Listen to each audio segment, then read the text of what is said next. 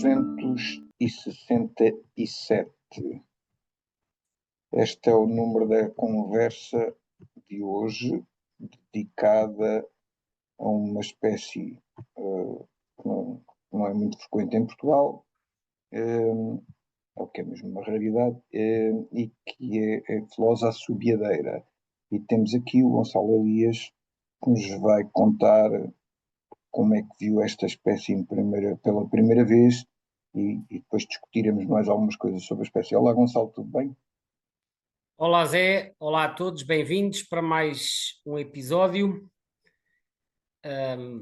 Esta espécie é uma flosa, portanto, do género Filoscopus, ou seja, aparentada à nossa flosa comum, à flosa ibérica, à flosa musical e à flosa de Bonelli, do mesmo género, mas, como bem disseste, não é muito comum por cá, eu até diria que não é nada comum, ela tem estatuto de raridade no nosso país.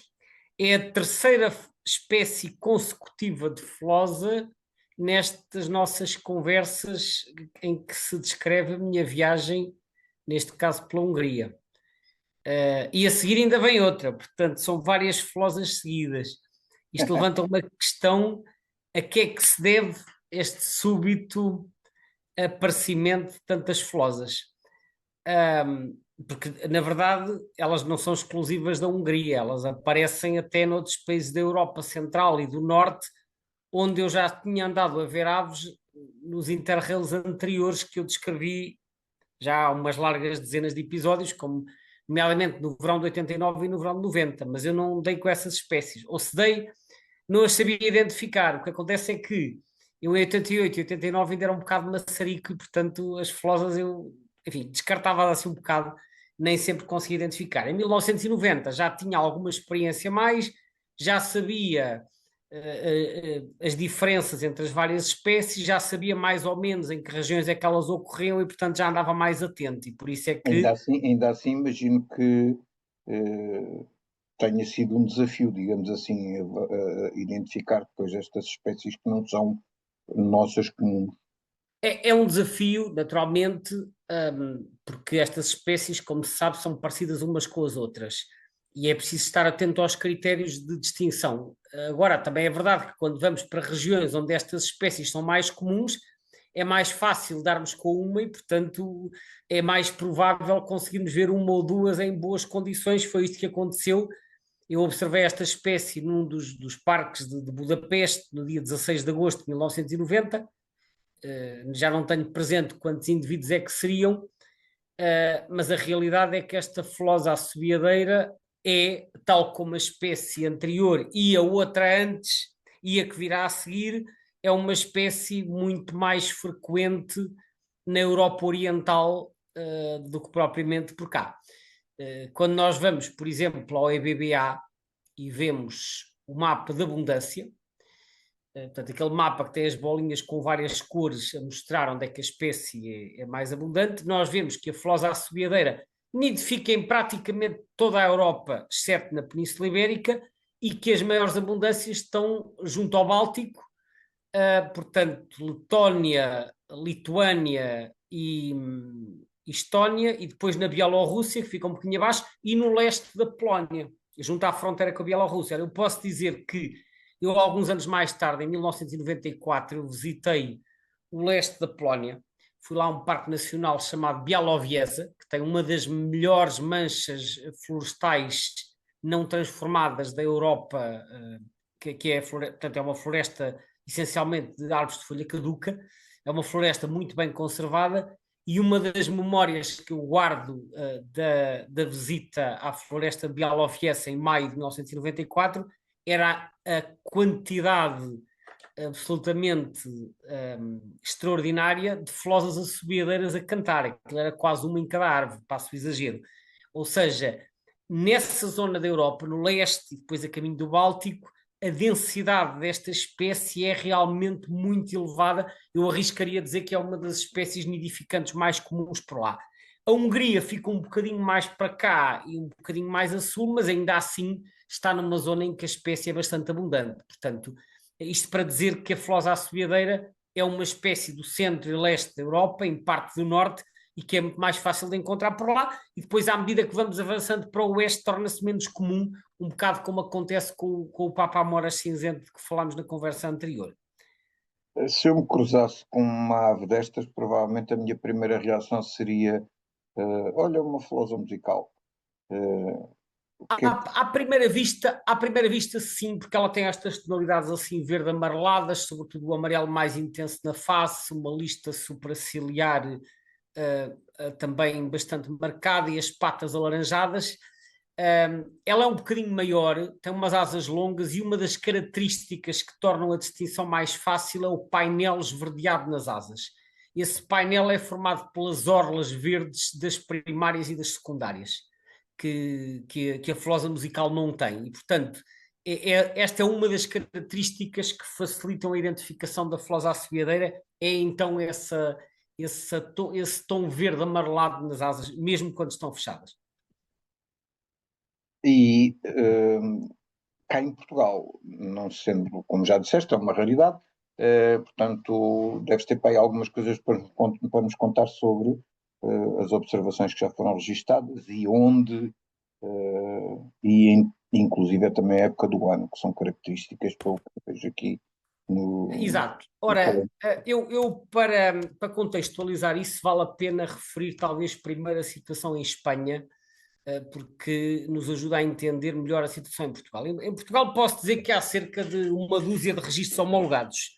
Portanto, a espécie é realmente rara, nem sequer há registros todos os anos, mas há também alguns registros antigos mal documentados. Mas eu já vou à situação de Portugal. Gostava de referir a situação em Espanha. Tal como acontece com outras espécies que nidificam no centro e no leste da Europa e que vão invernar a África, esta flosa aparece em Espanha sobretudo na parte oriental, porque é a parte que está mais perto do corredor migratório. Portanto, a espécie é escassa, mas regular na orla mediterrânica, portanto, principalmente Catalunha e País Valenciano. Aliás, uma consulta ao mapa do eBird permite constatar isso mesmo, portanto, há bastantes registros nessas regiões, também nas Ilhas Baleares, passa com frequência, e depois, à medida que avançamos para o oeste na Península Ibérica, torna-se progressivamente mais escassa, e em Portugal, na Andaluzia Ocidental e na Galiza, já é uma espécie realmente rara. A única diferença, o padrão aqui é um bocadinho parecido com o do Papa Amoras cinzento, com a diferença que esta espécie não é raridade em Espanha. É regular, embora seja escassa, mas não tem o estatuto de raridade. Agora, em Portugal já está de facto bastante ao oeste do corredor migratório, portanto o número de registros é muito escasso. Quando contamos os registros conhecidos entre os que estão homologados e os que não estão homologados, deve haver para uns 30 e tal. Talvez contando com os dos anos mais recentes passe um bocadinho, mas há uma curiosidade acerca desta espécie migradora. Isto é uma espécie migradora de passagem, portanto que nidifica em latitudes mais elevadas e inverna em África, ou seja, aparece cá na migração primavera e na migração de outono, mas tem uma particularidade que não é muito frequente em migradores de passagem, e isto também se verifica em Espanha, onde a amostra é muito maior, é que é mais numerosa na primavera do que no outono. A maioria das aves que aparecem cá em passagem tende a ser mais abundante no outono do que na primavera. E na primavera só aparece quando há assim uma lestada, que é um termo que às vezes se utiliza para referir ventos de leste ou assim, e são mais frequentes no outono. Em Portugal e em Espanha, o que se verifica é exatamente que tem o padrão inverso, ou seja, há muito mais registros de primavera do que de outono. E isso verifica-se também naquela região que eu referi, onde a espécie é regular. Por exemplo, estive a ver no livro The Birds of the Iberian Peninsula, do Eduardo de Ruana e do Ernesto Garcia, e eles dizem que tanto nessas zonas costeiras como nas Baleares a espécie é considerada regular na primavera, mas muito mais escassa no outono. Na Catalunha, ao longo dos anos, foi sendo feita a anilhagem e, por exemplo, entre 1996 e 2009 foram anilhadas 260 na primavera. que é um número já expressivo, porque já dá, enfim, em 14 anos isto dá para aí umas 15 por ano, ou perto disso, 15 a 20 por ano. Portanto, é um número já razoável. E em certas ocasiões até aparecem algumas dezenas quando o tempo está pouco favorável. No outono, embora apareçam também com regularidade, são muito mais escassas. Em Portugal, embora a amostra seja muito mais pequena, por causa de estarmos já fora de rota, o padrão aparentemente é semelhante, em que há mais registros na primavera do que no outono. Só que são tão pouquinhos que é preciso alguma cautela ao estar a tirar conclusões a partir de amostras muito pequenas. Esta distribuição, digamos assim, mais de Europa Central e de Leste, quando vista aqui no site do EBBA2, portanto, do Atlas Europeu, denota aqui uma série de pontos quadrículas em que supostamente ela desapareceu, algumas onde ela apareceu. Qual é que é a tendência global, ou pelo menos aqui? Porque uma das coisas que eu também li aqui no texto no EBBA2 é que, pelos vistos, 75% da distribuição desta espécie cai aqui, na Europa, não é? Sim, ou seja, esta flosa é uma flosa que, embora se vá pela Ásia, ela vai até mais ou menos à Sibéria, quase central, vai ali até à fronteira do Cazaquistão e vai ao Cáucaso, mas não se estende tão para leste como, por exemplo, o Papa-Amora cinzento, que vai até ao noroeste da China e por aí. Portanto, embora ela entre um pouco na Ásia, de facto a maior parte da população está naquilo a que nós chamamos Europa. Ora, a análise da tendência não é muito evidente quando olhamos para o mapa do EBBA, porque há uma mistura de quadrados laranja e azuis, embora assim a olho dir-se-ia que há mais laranjas do que azuis, o que significa que estará a desaparecer de mais sítios do que aparece. Só que às vezes isto nestas análises globais nem sempre é evidente, porque as espécies podem estar a diminuir bastante em número e em densidade, sem que isso se reflita diretamente na área de distribuição. Simplesmente estão a diminuir de número. Ora, eu fui ver os mapas de alguns países, os mapas de alteração, e reparei que, por exemplo, no Reino Unido, há uma diminuição bastante forte ao longo dos últimos 40 anos. E no EBBA também notamos o desaparecimento em algumas quadrículas, mas como são quadrículas de 50 por 50, isso não é tão óbvio. Quando vemos o mapa nacional é muito óbvio. Nos Países Baixos também há uma diminuição considerável, que no EBBA não aparece, mas aparece quando olhamos para o mapa dos Países Baixos. E onde é que nós notamos uma maior diminuição? É quando olhamos para os gráficos de tendências populacionais que não estão no Atlas Europeu, mas estão, por exemplo, no site do European Bird Census Council, que faz a compilação dos programas de monitorização. E aí verificamos que ao longo das últimas 4 décadas, a população europeia caiu cerca de 50%, e 50% é uma queda bastante expressiva. Portanto, principalmente quando estamos a falar da maior parte da população mundial, não é? precisamente, ou seja, ela está list concern a nível de categoria de ameaça, porque é uma espécie muito abundante, portanto, apesar de estar a diminuir, continua a ser muito abundante. No entanto, como eu disse, 50% é uma queda expressiva, e é especialmente intrigante quando nós pensamos que esta é uma ave florestal. Eu já tenho mencionado noutras conversas e em webinários que as aves que estão a diminuir mais são as aves de meios agrícolas, por causa das transformações na agricultura. De uma forma geral, as aves florestais até se têm aguentado mais ou menos, só que é de uma maneira geral, porque depois há espécies que estão melhor e outras que estão pior. Esta é daquelas que aparentemente está com uma queda mais expressiva. As razões não são muito claras. Quando nós vamos ver o texto do EBBA, portanto, o texto que agora está disponível, eles fazem um modelo baseado nas temperaturas e dizem que supostamente com as alterações climáticas a espécie ir-se-á deslocar para norte, mas isto são modelos, mais uma vez, mas depois o próprio texto apresenta outros números que não estão em linha com este modelo, porque eles falam de contrações das áreas de distribuição e de declínios populacionais em diversos países, como, por exemplo, falam no Reino Unido, Dinamarca, Finlândia e Alemanha, por oposição ao que acontece mais a leste, como a Rússia, a Polónia e a Bielorrússia, e eles próprios dizem que as causas dos declínios são desconhecidas. Ou seja, isto é mais um daqueles casos em que, e o texto acaba por expor isso, em que não há uma correspondência entre aquilo que os modelos prevêem e aquilo que se verifica na prática.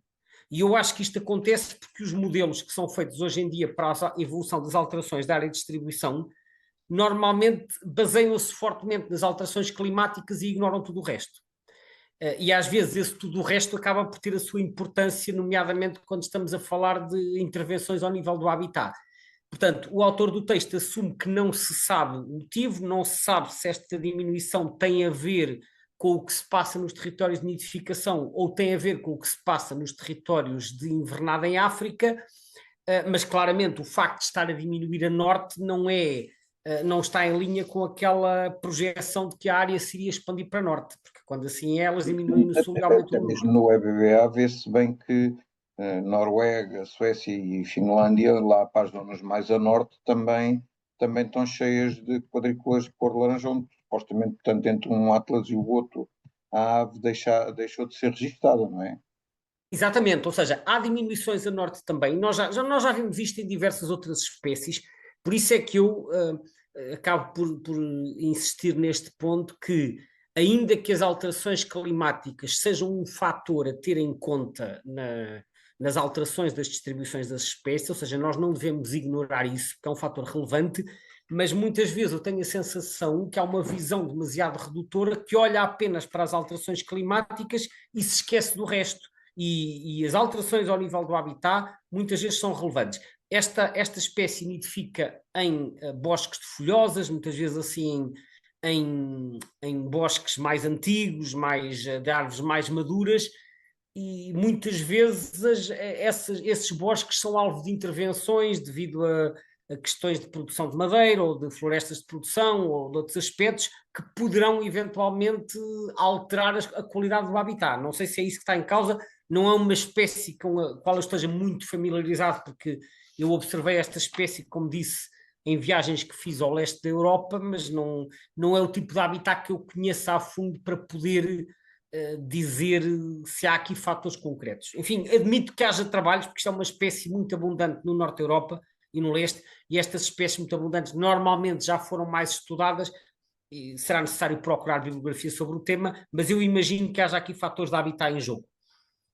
Esse habitat preferencial em termos de reprodução coincide também com os habitats onde é possível fazer observação quando ela passa aqui por nós? Não necessariamente, nós não temos cá este tipo de florestas, mas repara que as aves em migração, e isto não se aplica só às flosas, aplica-se quase a qualquer espécie de ave. As aves, quando vão em migração, elas têm de parar para se alimentar, e quando têm de parar, alimentam-se daquilo que houver nos locais que houver. É como, por exemplo, às vezes, aves aquáticas que vão a migrar pelo interior da Península Ibérica, param onde? Param ao pé d'água, param numa charca, numa albufeira, e alimentam-se do que houver. Com as flosas e com outros passeriformes insetívoros acontece a mesma coisa. Param em moitas, em matagais, em pequenas sebes, em parques urbanos, param onde calha. Só que o habitat de passagem, muitas vezes, em muitas espécies, é diferente do habitat de reprodução. E também é diferente do habitat de invernada. Repara também que as aves, para o seu habitat de reprodução, normalmente são mais seletivas do que para os habitats em passagem.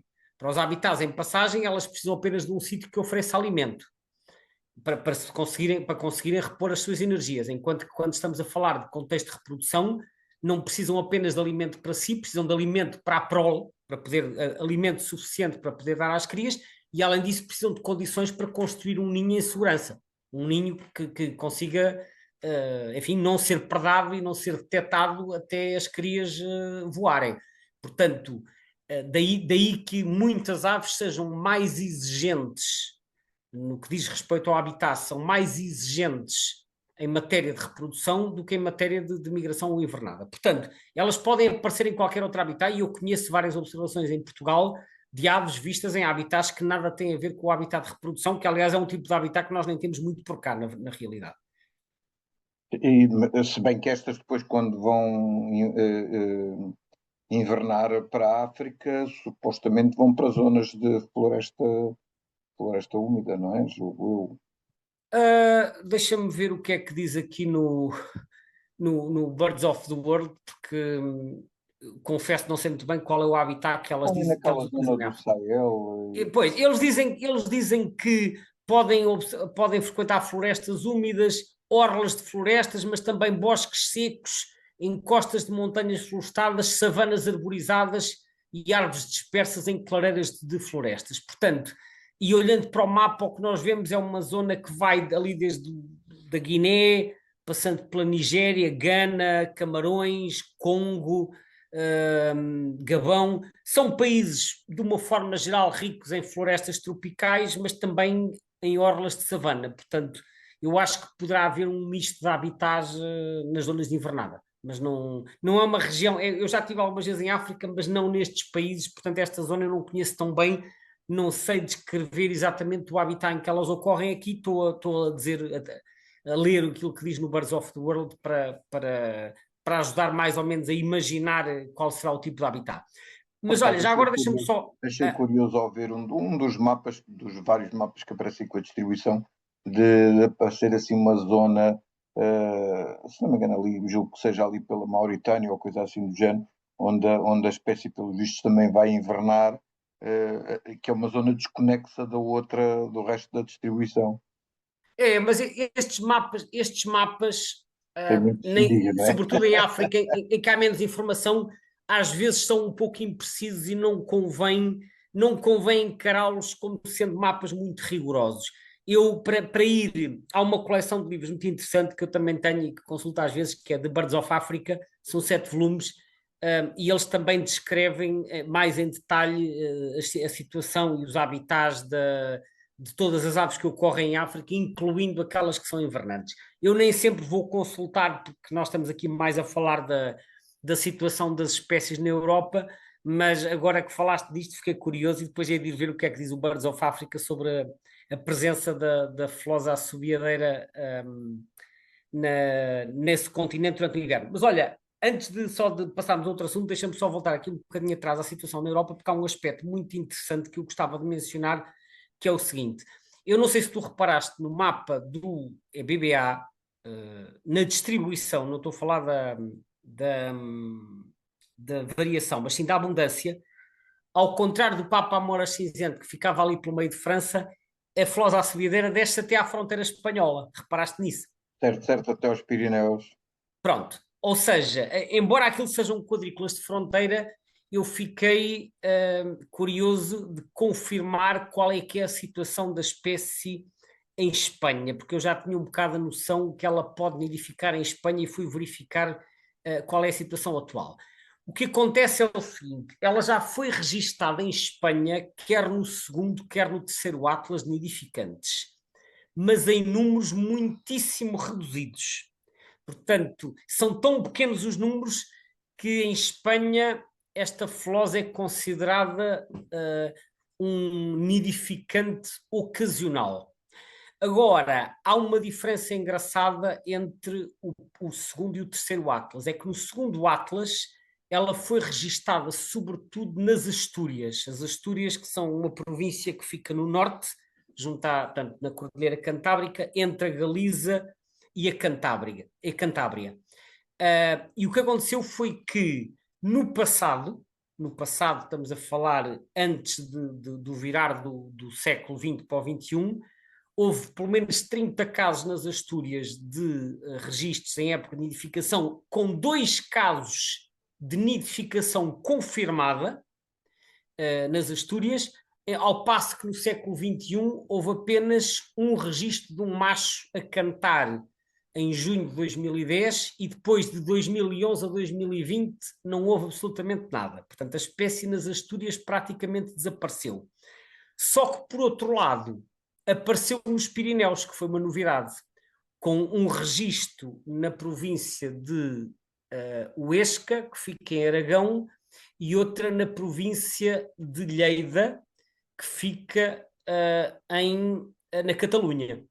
É certo que são muito poucos registros, portanto, isto é uma população diminuta, e o que se pensa é que, enfim, os dados que existem, eu também estive a ver o que é que diz o Birds of the Iberian Peninsula, que eu já falei há pouco, e eles consideram a espécie como nidificante ocasional ou esporádico, mas já no passado haviam sido encontrados ninhos nos Pirineus, um na província do Huesca em 1971 e outro num local chamado Ansó em 1992, e eles admitem que haja mais indivíduos, dado que o habitat são sobretudo bosques de faias, portanto, que é uma árvore de folha caduca que existe no norte de Espanha, entre 700 e 1500 metros, há vastas manchas de habitat, e há zonas que são de difícil acesso, mas que sem dúvida a espécie é muito escassa,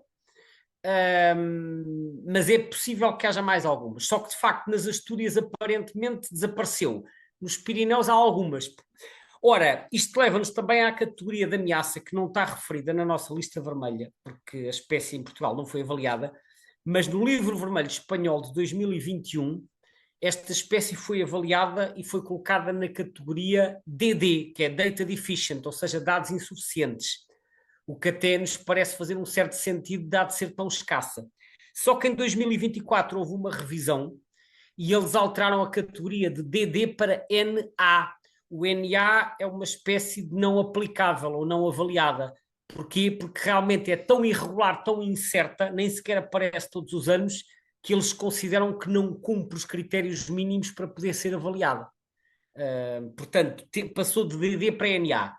É apenas uma curiosidade para dizer que o norte de Espanha está mesmo ali no limite da região de reprodução.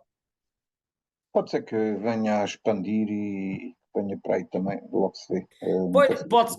Pode, mas como ela está a diminuir na Europa Ocidental, eu diria que a probabilidade não vai nesse sentido, vai no sentido Pois, oposto. felizmente. Olha, ainda tens aqui uns minutinhos com direito a falar sobre a taxonomia, sobre o nome desta espécie. Muito bem. Conta-nos lá qualquer coisa sobre isto. Conto sim, senhor. Então, esta espécie foi descrita em 1792, com o nome Motacilla sibilatrix, portanto, é mais um insetívoro que foi parar ao género Motacilla, só que não foi descrita pelo Linneu. Foi descrita por um naturalista alemão, que era o Johann Matthäus Beckstein. Era um naturalista da Alemanha de Leste, que viveu no final do século XVIII e início do século XIX, e ele usou, nessa altura ainda não existia o género Filoscopus, que eu já vou falar a seguir, ele manteve o critério seguido pelo Linneu de colocar estes insetívoros no género Motacilla. Mais tarde, depois, como sabemos, foi tudo rearranjado. Antes de explicar o que é que isto significa, eu gostava de dar aqui também uma nota sobre este senhor chamado Johann Matthäus Beckstein. Ele era um naturalista, então, natural de uma cidade chamada Gotha, com TH. Gotha fica na Turíngia. A Turíngia é um dos 5 estados da antiga Alemanha de Leste, portanto, fica na parte sul da Alemanha de Leste, ali a norte da Baviera, mas a fazer fronteira com a República Checa, e foi na Turíngia que ele encontrou e descreveu pela primeira vez esta flosa. O que, aliás, faz um certo sentido, porque, como eu disse há pouco, esta espécie é mais abundante depois nos países um bocadinho mais a leste, e sendo a Turíngia... Aparecia-lhe no quintal. Sim, quer dizer, ele não estava exatamente na região onde a espécie era mais abundante, mas já estava relativamente próximo e, portanto, devia ser bastante frequente, e foi na Turíngia, que é referida como nas montanhas da Turíngia, é o local do espécime tipo. Curiosamente, isto foi uma nota também que eu encontrei na Wikipédia inglesa, diz que o Beckstein foi um zoólogo prolífico e uma das primeiras pessoas preocupadas com a conservação da vida selvagem. Repara que no século XVIII e início do século XIX praticamente não se falava de conservação, mas o Beckstein já começou a mostrar preocupação com isso e, portanto, além dos seus trabalhos ornitológicos, ele publicou muitos trabalhos a apelar à proteção dos animais, mesmo daqueles que eram considerados já na altura pestes. Sabes que ainda hoje há muitas pessoas que se referem, por exemplo, aos torrinhos ou aos corvídeos como sendo pestes por causa dos danos que fazem na agricultura, né? Curiosamente, aqui em Portugal, acho que a ave que eu ouço mais vezes ser apelidada como tal é a pega rabuda. A pega rabuda, sim, a pega azul também vai pelo mesmo caminho, e ele apelava à conservação dos animais referidos como pestes, incluindo os morcegos. Aliás, há um morcego cujo nome científico foi dado em homenagem ao Beckstein, que é o Myotis becksteini. Portanto, foi uma das primeiras pessoas preocupadas com a conservação. Quanto ao nome científico propriamente dito, Filoscopus, que é um género que é criado mais tarde, só em 1826. Filoscopus vem do grego, é uma palavra composta de philos, ou philon, que é folha, e scopus, que é observar. Scopio é um sufixo que aparece muito em certas palavras, como telescópio, caleidoscópio, microscópio. Scópio quer dizer observar. Philon é folhas, e, portanto, filoscopus quer dizer que observa as folhas, que é uma palavra que descreve o comportamento destas flosas, como a flosa comum e a flosa musical, que andam ali a saltar de umas folhas para as outras, e realmente elas estão a observar as folhas à procura dos insetos que lhes servem de alimento. Portanto, Filoscopus é observador de folhas. Sibilatrix vem do latim sibilare quer dizer assobiar, e sibilator significa assobiador, é no masculino. No feminino será sibilatrix, que é assobiadora, ou assobiadeira, como se diz em português. Portanto, flosa assobiadeira é a observadora de folhas assobiadeira. Porquê é que isto ficou no feminino? Eu não sei, porque eu acho que o termo filoscopos é masculino. Se calhar foi de motacila, que é feminino, ficou motacila assobiadeira, e depois, quando passou para filoscopos, manteve-se o sibilatrix.